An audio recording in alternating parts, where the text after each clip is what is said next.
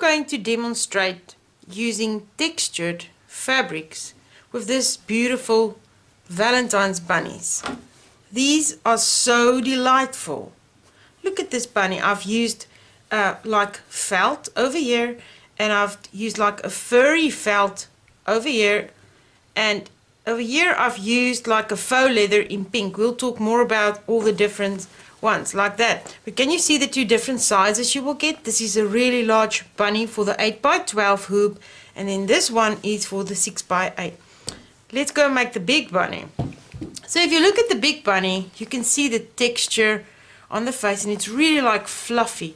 Now sometimes when you are doing applique designs, you might want to add a little bit of texture. Let's say you've got a really fun faux fur that you would like to put on like a little monster or a germ that you are doing an applique on. Well, now you can use these textured fabrics, creating that 3D type of look with the textures. Children will absolutely love this because it's so nice and fun. You get a lot of different types of fur fabrics and even faux leathers that you can use some textures on your designs. Think about Christmas Father. If you want to make his beard with this white felt, that'll be a lot of fun.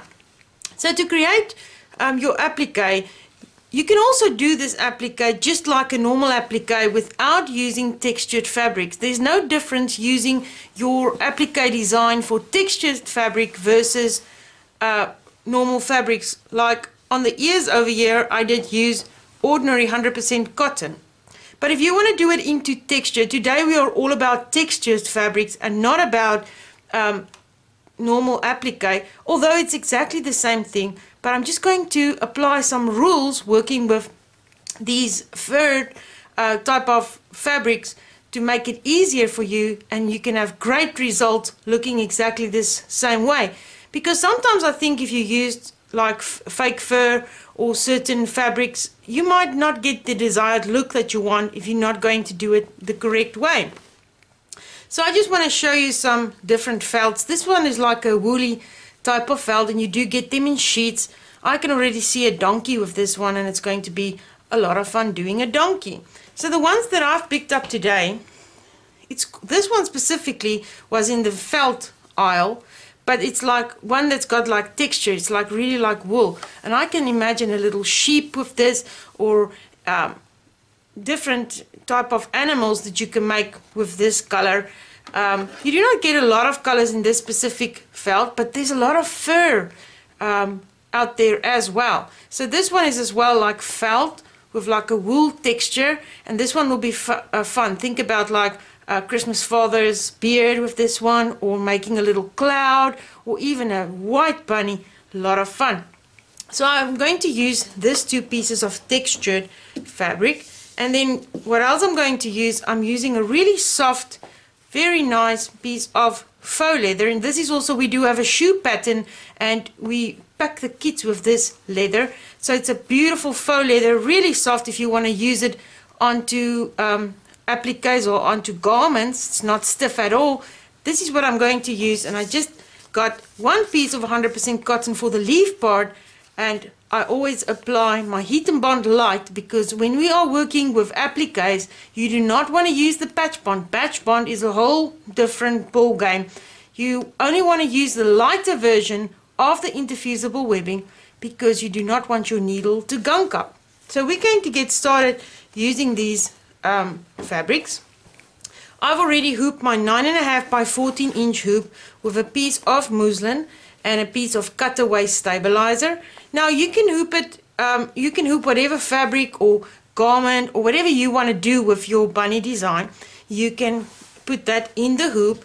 I'm using a 7511 sharp point needle for working with fur fabrics, right? So it's just an ordinary 7511 sharp needle. My bobbin thread is a 60 weight bobbin thread I'm using, and you can use whatever thread you want to use, whether it's rayon or polyester. So I'm going to select my design, and you will see that you are going to get the two sizes of the Hello My Love applique bunny. I just adore this bunny.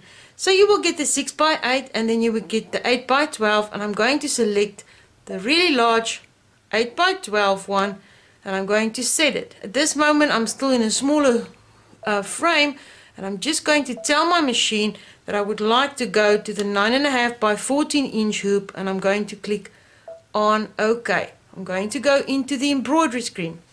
Now first, the embroidery machine is going to run the guideline to show me the placement of each of these fabrics. Now, do you note that it's only the 100% cotton that I did put the fusible webbing at the back? I'm not putting the fusible webbing at the back of my faux leather. Why not? Because if I would iron this onto the faux leather, it will absolutely melt on this side. Same goes for the fur. I'm not adding the fusible webbing to this because the iron is going to change the texture of my fabric. So in case of textured fabrics, I do not add my interfusible webbing to the back, and you will see that it's not needed because there is no puckering or bubbling using these fabrics. So let's go ahead and stitch out our stitch line for our ears.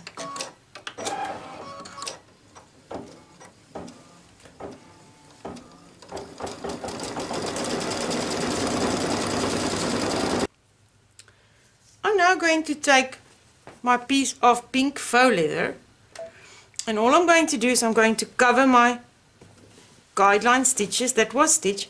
You will see that I'm using like a cream color of my thread, simply because I'm going to do all of my applique parts first using one color before I'm going to start using the color to do the details on the design. So let's stitch our placement stitch for our pink faux leather.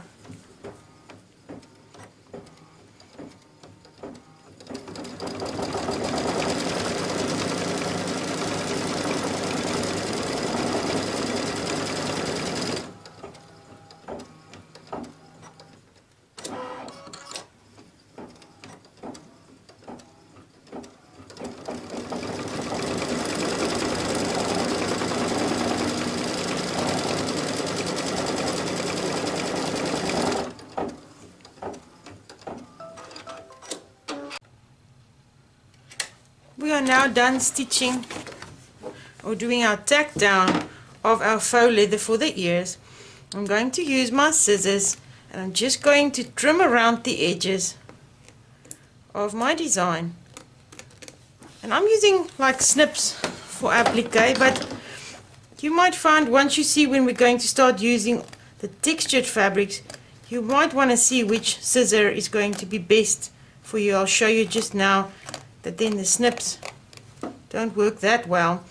So I'm just going to trim around my stitch line.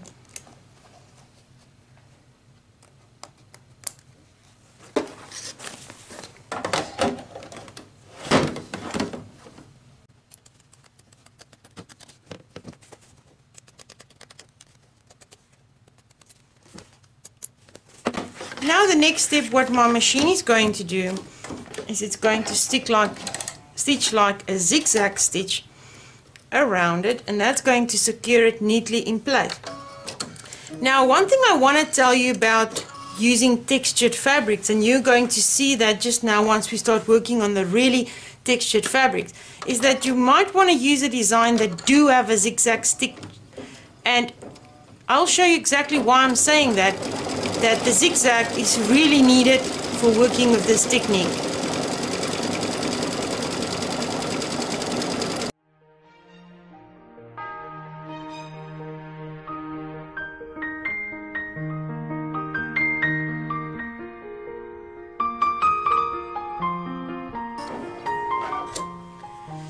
Next, the design wants me to stitch out the little leaves, and I'm just going to run the outline for the leaves.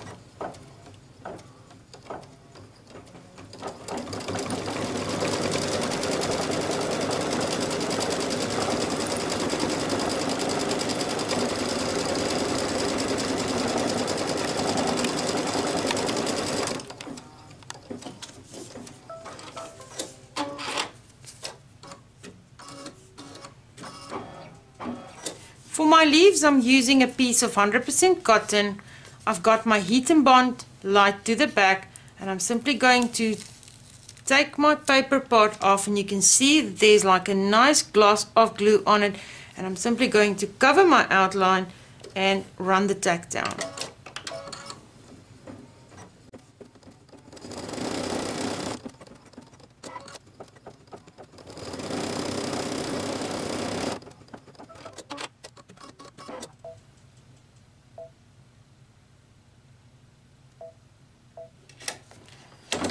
I'm now going to trim away my excess fabric, and I'm simply taking my snips and go right next to the stitch line, trimming away the excess fabric.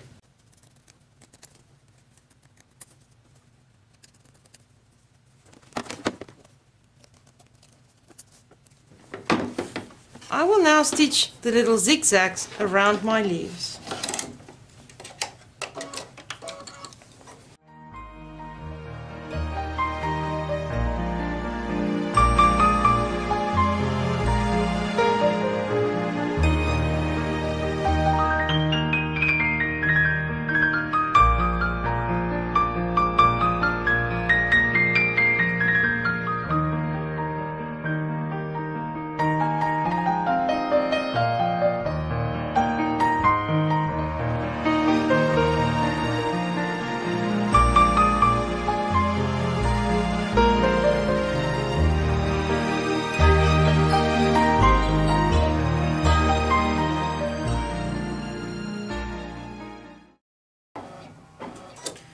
The next outline is going to show us where to place our fur fabric or the textured fabric for the body.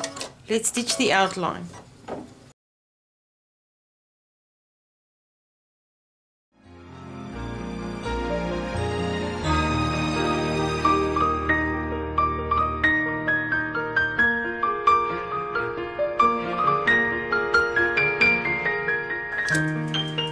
Now I'm going to take my textured fabric, and I'm making sure that the right side is up, and I'm simply going to cover over my outline, right?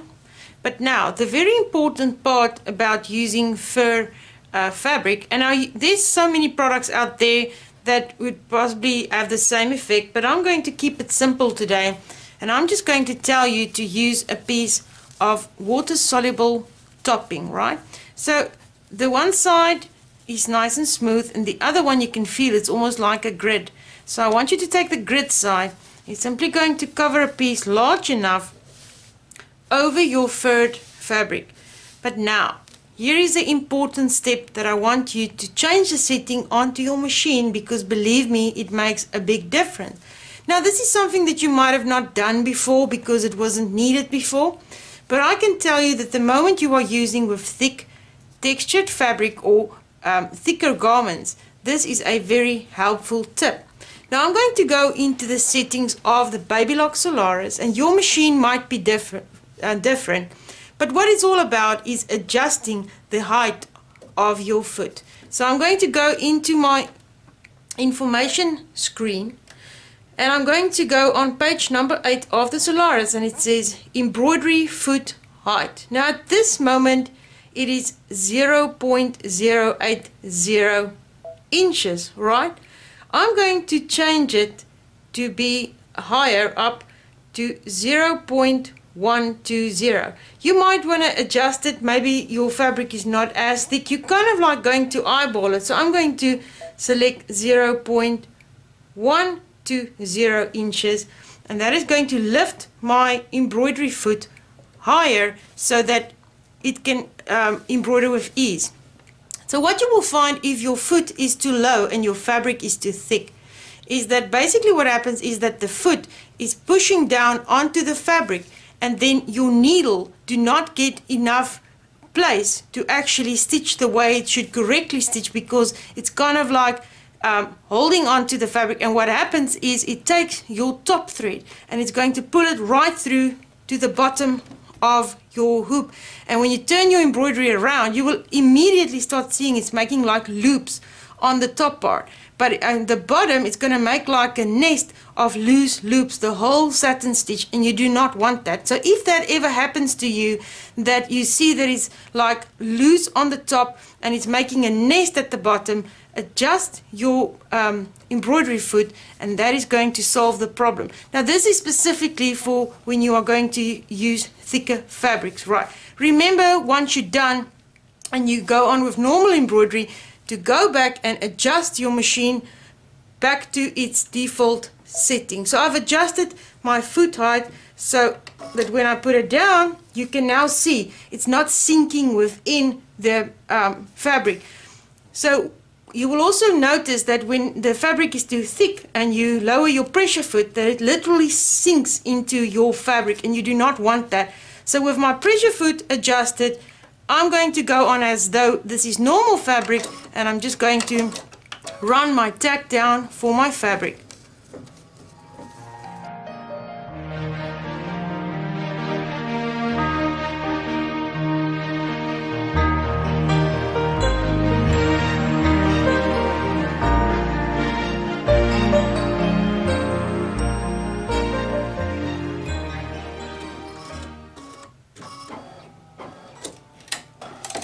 It is now time to trim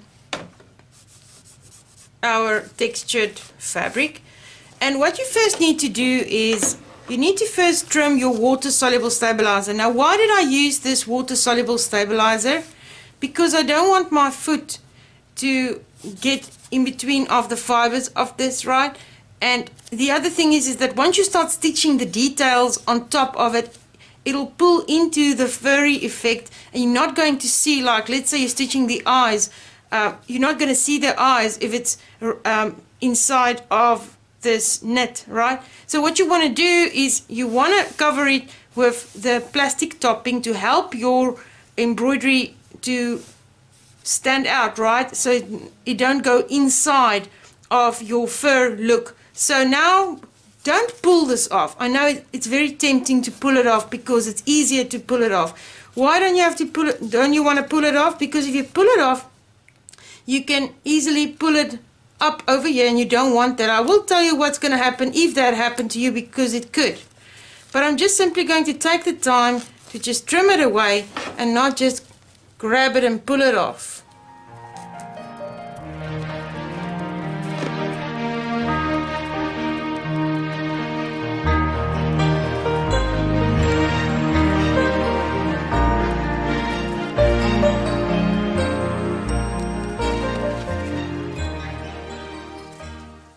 Now that I've trimmed off my plastic, you can see that it's nice on the inside. I'm trying to keep it over here so that it don't lift off, simply because it's going to help us keep the stitches on top of it. Now I'm going to take a different pair of scissors, because it's harder to cut through this thick type of fur-like fabric, which is a felt, a furry felt. So I'm just going to, it helps to lift up the fabric while you cut, and try to help it just right next to the stitch line. Now next you will see why I told you it's so important to use a design with the zigzag around it. Can you see that I'm not cutting right up to the edge? I'm not worrying right now about that, because I'm just simply going to trim it near, because I'm going to trim it a second time after I've done my zigzag stitch, because then what is left, it needs to be trimmed so that there's no hairs and stuff sticking out of your satin stitches. So I'm just trying to cut away most of it close to the stitch line, but not into the stitch line. Please do not cut this plastic part. You want to try and keep it. And I'm simply just trimming my fabrics.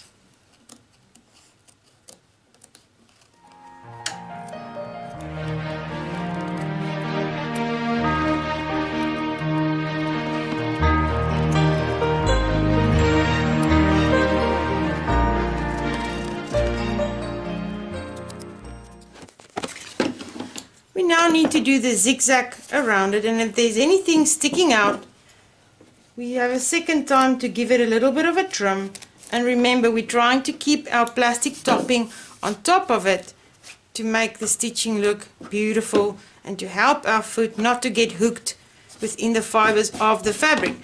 So let's do the zigzag stitch and you will see how nice you can trim it again.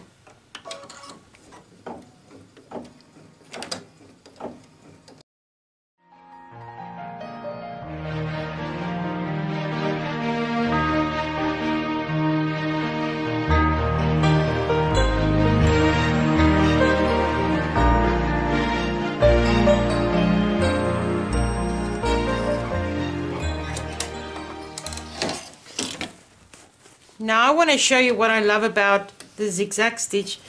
Can you see that it's going to give me a second chance to go right next to the zigzags and just cut away any excess pieces of your furry fabric.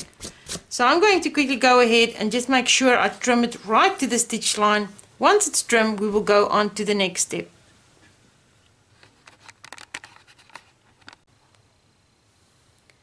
Next we're going to stitch the outline for our white fluffy fabric to do the placement for the face and the little tail.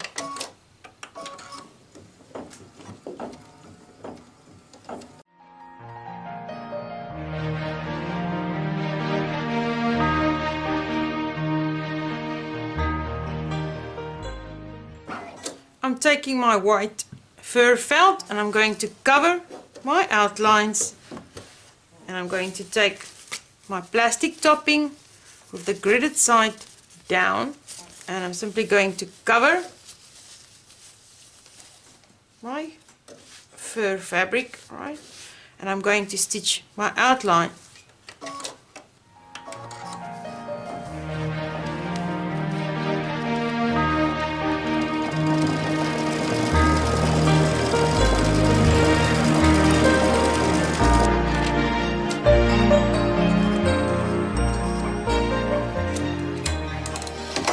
Before we go on to our zigzag, I'm just going to remove my plastic part by cutting it, not pulling it right, and I'm going to trim it close to the edges and we'll go on to the zigzag.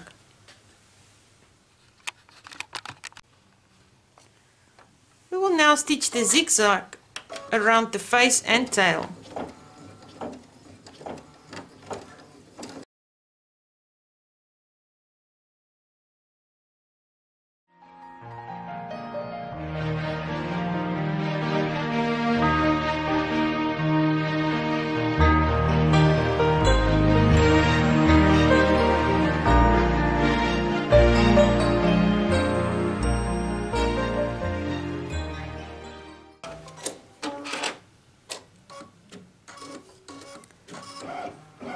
I'm using the same pink faux leather as I did with the little ears for the heart and the nose, and you will see that I did not use the fusible webbing at the back simply because you cannot iron this, it'll melt. And then secondly, I'm not going to cover this with the film plastic because the stitches will stay very nicely on top of the faux leather. So I'm just going to place my piece of fabric and run my tack down.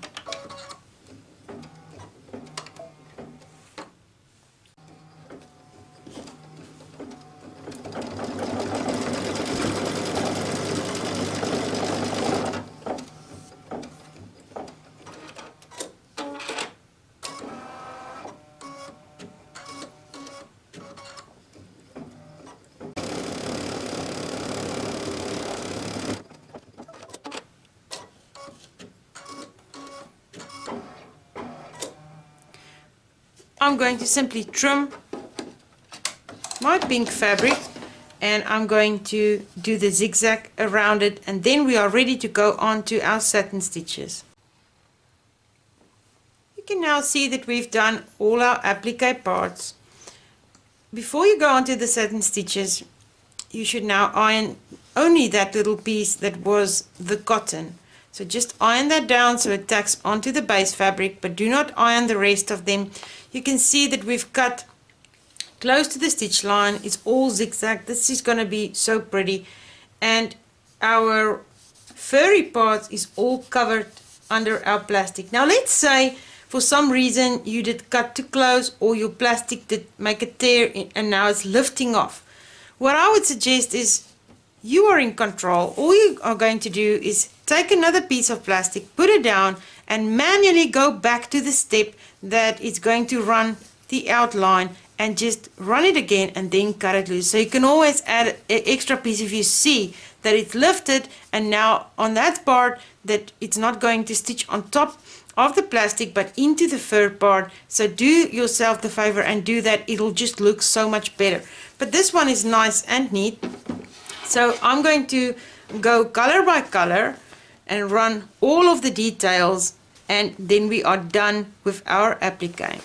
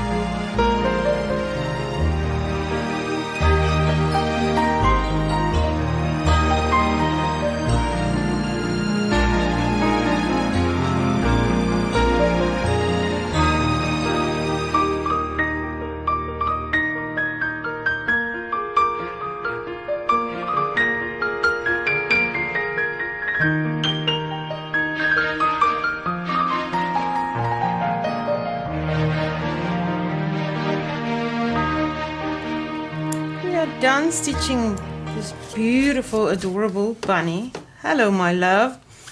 Perfect for Valentine's Day. Imagine this on a pillow. This is so fun. So I hope I'm going to see some bunnies, but before you are done, you need to remove this plastic. Now, since the satin stitches have really stitched around our edges, it's really easy to pick this up. So you can take anything and just lift it and gently pull it. I love to use this because you don't have to go and remove it with heat or with water soluble. You can simply pull it off and you can't even see that you had anything on top. So I'm just going to pull it off, really easy, and you have the perfect results. And you can see how nicely the design or the stitches is on top of the plastic part, which helps it. And over there you can like comb the bunny's little hair. It's so much fun. And look how perfect it is. Just removing the plastic at the top of the face.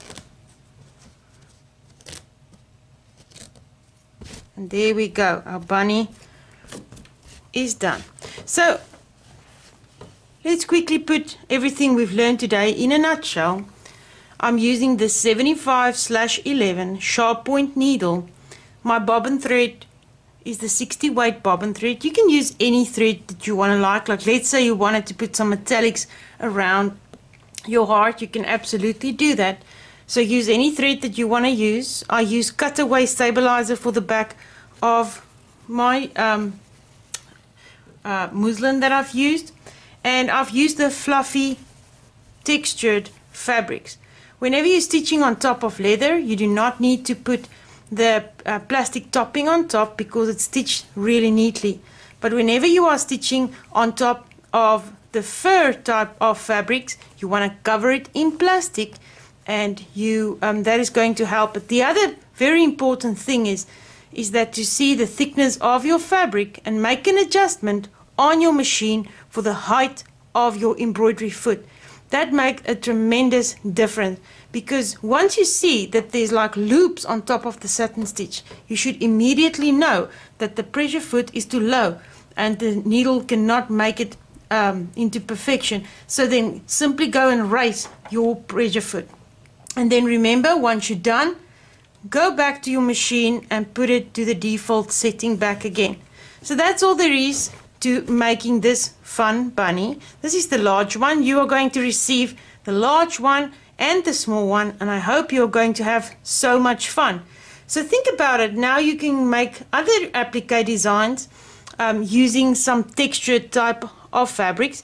Just remember, always be on the lookout for an embroidery design that's got the zigzag stitch working when you are working with the textured fabric, because that helps you to trim really neatly up until the edge, and that those little wool parts don't get onto or get through the satin stitch.